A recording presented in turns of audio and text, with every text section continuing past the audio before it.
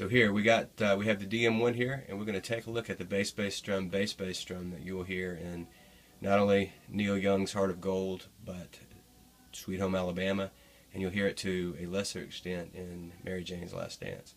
So we're starting here. This is your basic screen. If you do not have this screen, if you're playing your DM1 and it has an old song on there, there's the first thing you go to is you touch song up here, get new, and here I'm just gonna go warm up. Let's say 5, because we got a couple of those. It doesn't really matter. You can choose the name of your choice, and then you will get the blank screen. And that's good to remember too. You want to get your new up so that you don't spoil an older DM1 sequence that you want to save. So we're gonna go 1 and the first thing we might do, I tell people to go kick on the 1 and 3. Snare on the 2 and 4, that's still going to be true. Here we're going to add the kick on the and of 1 and the and of 3. So now you get a... Now, why does it sound like an 80s drum sequencer? Because it is, the TR-606. That is vintage. That's actually late 70s. Acoustic and classic. The defaults, and this is one of the reasons a lot of people like this at first, is they wanted to sound like a late 70s, 80s drum machine, but we like the acoustic kits. That's up to you though. There's a lot of different kits on this app. Yeah, we're going to take this down. Let's go down to about 86. There's 86 beats per minute up there.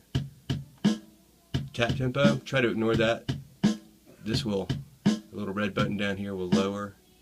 This will raise it a beat at a time. Tap tempos, you can go 1, 2, but most of the time you'll hit tap tempo by mistake and end up with something like this.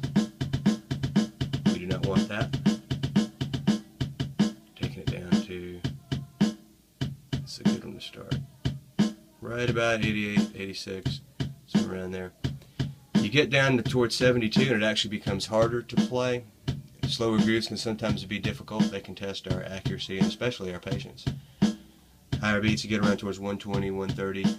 You're going to start pushing the limits of your technique there too. And basically it's probably going to be chord changes right now that will be the hardest to do as you gain the ability to play and hit the strings that you're wanting to hit. So, like that.